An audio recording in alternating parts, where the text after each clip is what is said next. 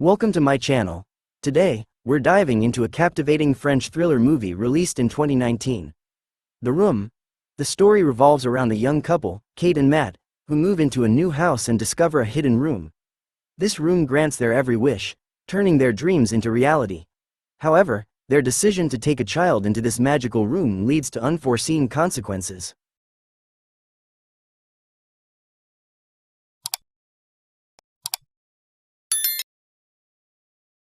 Kate and Matt are the protagonists of this intriguing tale. They invest all their savings to buy a large house in a remote village in upstate New York. Upon arrival, they eagerly clear out all the unnecessary items. Matt is an artist, constantly immersed in drawing and painting, and he dreams of creating his art from the comfort of their new home. Meanwhile, Kate takes on the role of a housewife, supporting Matt's ambitions. Matt opens the door and discovers a blank room.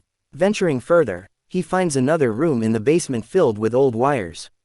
Concerned, Matt calls an electrician to inspect it. The electrician jokes, "I think my grandmother is older than this wiring." He then asks, "How did you buy this house?" Before heading towards the door, Matt, puzzled, asks, "What? Is there a problem?" The electrician replies, "About 40 years ago, 2 murders were committed here. A man stabbed and killed 2 women who lived in this house. The police arrested the murderer, and he is now in jail." However, despite their efforts, the police could not uncover any details about him. With that, the electrician leaves. That evening, Matt learns that the killer is a John Doe, and that he is still alive, residing in a psychiatric hospital. Worried by this revelation, Matt starts drinking in the mysterious room. When he finishes his bottle, he wishes for another one, and to his shock, a new bottle appears before him. Later, when Kate wakes up, she finds Matt surrounded by an array of items in the room. "Where did you get all this?" she asks, bewildered. He told her about the room, but she didn't believe him. "What do you want?" he asked. "I need a job," she replied. He encouraged her to ask for something else. She thought for a moment and said, "I need $1,000. Later, when he sneaks back into the room, he finds $1,000 waiting for him. He shows it to her, but she is still skeptical. "You're lying," she said. "This is not a lie. This is real," he insisted. To prove it further, he urged her to ask for something bigger. "All right, what about $1 million?" she challenged. To their astonishment, $1 million appeared before them. Overwhelmed, Kate fled the room in fear. "I'm scared to see this," Matt admitted. "It feels like someone is trying to harm us." "Don't be afraid," he reassured her. "Let's try to enjoy this." They began to ask the room for everything they desired: expensive clothes, diamond necklaces, gourmet food, coins, shoes, everything. Soon, Kate and Matt were reveling in a life of luxury, all within the confines of their home. Kate falls into depression when she realizes that nothing they wish for has any real value. To cheer her up, Matt tells her he wants to try for a child. However, she becomes angry, reminding him of her 2 previous miscarriages. She exclaims that she can't put herself through that pain again and storms out of the room. Matt, believing that asking the room for a baby will work, soon thinks Kate is pregnant. As he envisions her in labor, Kate instead goes straight to the room and emerges with a baby. Matt is shocked to see this. Angry, Matt confronts Kate about her actions. "You asked me to go and ask the room for the baby, right?" "That's why I did that," Kate says. "You have taken a baby from that room now." Matt insists that she should use the room to uncreate the baby, but neither he nor Kate can bring themselves to do so. Instead, they decide to ask the room to take the baby back. As Kate and the baby enter the room, both of them start crying, overwhelmed with sadness. Finally, they return the baby to the room. The next day, Matt was consumed with thoughts about the murders that had taken place in the house and the mysterious killer. Determined to uncover the truth, he began to research the grisly events. Through his investigation, Matt discovered that the killer had told the police that the room had driven him to commit the murders. Intrigued and disturbed, Matt found out that the killer was now confined to a mental hospital. Matt decided to visit the killer. He took some money and headed to the mental hospital. Matt went there saying that he is a reporter. The staff led him to a room. "The killer is very old now." When he saw Matt, he said, "You are not a reporter." He heard that and said, "My name is Matt. I live in the house where you once stayed." The killer's eyes narrowed. He asked Matt, "How is your life there? You get everything you want, right?" Why did you kill the two people in that house? Matt asked. I did it because I had no other choice, the man replied. Why is that? Matt asked. The man warned, there was no one there. You and your wife should leave the house and forget the room. Later, Matt stopped at a petrol station before heading home. Reaching into his pocket for money, he found only a little bit left. The money he had brought was missing. Feeling uneasy, Matt quickly got into his car and drove home. Once there, he took a small amount of money from the house and threw it out the window. The money turned to dust as soon as it left the house. He then took a painting and placed half of it through the door. As he observed, the half of the painting outside disintegrated into dust. In that moment, Matt realized the truth. Anything created in the room aged rapidly and turned to dust upon crossing the threshold of the house. Then Kate told Matt she was taking the baby out for some fresh air. He tried to dissuade her, warning that it was dangerous, but ultimately did not stop her. Unaware of the risks, Kate went out with the child. As soon as the baby was outdoors, he started crying and aged into a young child within seconds. Kate screamed in fear. Matt ran outside, grabbed the now-grown Shane, and brought him back inside the house. Kate asked Matt, "Didn't you know all this earlier?" Matt replied, "This is like a giant printer.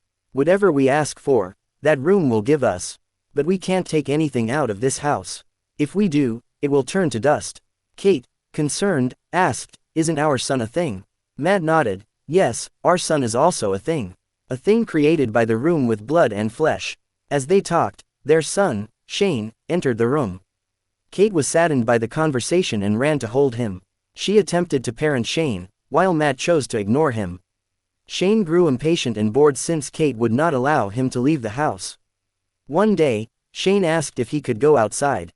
Kate responded, "You can't because there are a lot of germs outside. You will get sick if you leave the house." Shane, curious, asked, "Are there any germs in this house?" Kate reassured him, "They are all good germs.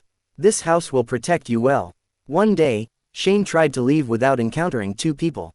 However, at the right moment, Kate came and pulled him inside. Then, Kate and Matt covered all the windows and doors with wood. Shane was playing in Matt's room. While playing, the toy in his hand fell on the floor. Matt went over and was angry with Shane. Shane ran away in fear. But Kate arrived, discussed the situation, and argued with Matt. Shane listened to all these arguments. That night, when Shane was alone in the basement room, he found a map showing how everything was connected. Upon seeing this, he went straight to the basement and examined all the connections. The next day, Matt, who had fallen asleep, noticed the toy broken from Shane's hand the day before. It was sitting in front of it without any problem. When he asked Kate if it was her, she said no. Then, as the two of them approached the room, opened the door, and entered. They saw a large card inside, just like the one outside. Soon after, Shane discovered the room and created an outside area within it. They realized they could use this room to create a new world. However, Matt grew suspicious and wondered how Shane knew about this. Suddenly, Matt dragged Shane out of the room, telling him not to enter again. Matt locked the room and left, leading to an argument with Kate. Outside, Shane overheard their argument. Then, the phone rang. Shane answered it and began speaking. Kate and Matt heard his conversation and came out of the room. Matt grabbed the phone from Shane and demanded to know who he was talking to. Shane replied that it was a man named John Doe. Matt asked John why he called there. John then asked who had asked for the child. Matt replied, "It was my wife." Matt then inquired if there was any way to stop the child from aging. John said there was only one way: the one who killed the child must die. If that happens, the child can live normally. Matt asked, "Is that why you killed your parents?" John responded, "I didn't kill them. My mother first killed my father. Then she gave me the gun and told me to kill her. That's why I did it." John then asked Matt, "Who are you going to kill? Your child or your wife?" Kate started crying, and Matt heard her through the phone. He realized she was listening. Before he could reach her, Kate ran out and took the car. Matt called her many times, but she didn't answer. He feared Kate intended to die. At that moment, Shane arrived and asked, "What about my mother? What is she doing? Who is my real father?" Matt replied, "I am not your father, and she is not your mother." He continued, "Do you know why you were not released from this house? It's not because of germs. The moment you leave the house, you will die of old age. Shane said, I don't believe this. You're lying. Hearing that, Matt dragged Shane to the door and opened it. If you have any doubts, you can go out and see, he said. Matt then asked Shane, do you remember anything? Do you remember anything from 3 months ago? Do you remember when you celebrated your last birthday? After hearing all this, Shane ran to the top floor, crying. Feeling sorry for him, Matt went straight to Shane's room and consoled him. He told him a comforting story, and they eventually fell asleep together. Meanwhile, Kate returned home. Matt was overjoyed to see her, and they shared a romantic moment, unaware that Shane was hiding at the door, watching them. The next morning, Shane took the key to the front door without them knowing. Hearing the door open, Matt and Kate looked at each other in alarm and rushed to see what was happening. They feared the worst, thinking Shane might be dead.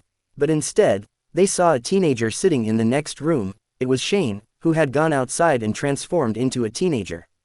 Seeing this, Shane grabbed a gun and aimed it at Matt. I don't like you, he said, shooting at him. Kate quickly tried to shield Matt, but Shane confronted her, saying, you told me that we would always be together. Kate approached Shane, trying to calm him down. As she did, Matt intervened, and a struggle ensued between him and Shane. In the midst of their fight, Kate fell to the ground and lost consciousness. After a long time, she finally woke up to find Matt in front of her. When Kate asked about Shane, Matt confessed, I killed him outside. She then asked about the body, and he replied that it had turned to dust. At that moment, the real Matt, who had been unconscious, woke up elsewhere. It became clear that the person with Kate was not Matt but Shane, who had transformed into Matt using the room's power. The real Matt began searching for Kate everywhere. He called out to her and approached a room where someone was locked inside. Realizing that Kate and Shane were inside, he grabbed a stick and tried to break down the wall. Meanwhile, Shane, disguised as Matt, used the room's abilities to expand the outdoor area and duplicate the house inside it. He transformed into Matt, kidnapped Kate, and took her to the cloned home. Kate asked Shane to sell the house and leave. In response, Shane said, how will we live if we run away from here? We don't have a job, right? We can ask the room for all the things we need and stay here. At that moment, the real Matt took out a gun and entered the room, seeing Shane duplicating the house. Inside, Shane started behaving badly with Kate. Furious, Kate pushed him, and Shane called her mother. Realizing this wasn't Matt but Shane, Kate tried to run away to save herself. As Shane's behavior worsened, Matt arrived. He saw that Shane had used the room to create a replica of their house. Matt arrives and attempts to break the glass door. Shane and Kate hear the noise. Shane covers Kate's mouth and instructs her not to speak, then heads straight for Matt. However, Kate quickly escapes. Later, Matt and Shane appear identical. Matt says that only 2 of them will survive, to which Shane responds the same. This confuses Kate once again. Matt then grabs her hand and they run away. When Kate calls out to Shane, he promptly turns around. It is then that she realizes the person with her is not Matt, but Shane. She pushes Shane away and flees with Matt. They find the same room in their house. Shane stabs Matt with a knife he is holding, causing Kate distress. Shane then spots another Matt and Kate running away. Matt and Kate enter a room in the house and create 2 carbon copies. Shane stabs one of the duplicates. Realizing this, Shane chases after them to capture them. Kate and Matt run out of the room and enter their house, quickly opening the front door. Shane arrives just as they do. Matt, standing near the door, rushes to confront Shane. They fight fiercely. Kate immediately closes the door. Shane, desperate, runs to the door and yells, "Mom, open the door," repeatedly calling out. He begins to age rapidly in front of her. As he grows old, he collapses and turns into dust. A month later, Kate and Matt have abandoned the house and are living in a motel. Kate stares in horror at a positive pregnancy test, unsure if the child belongs to Matt or Shane, and whether they are, in fact, still in the room. Thanks for watching. If you enjoyed this video, please give it a thumbs up and share it with your friends. Don't forget to subscribe to our channel and hit the notification bell so you never miss an update. We'd love to hear your thoughts, so leave a comment below. See you in the next video. Your feedback inspires us to improve and bring about positive change.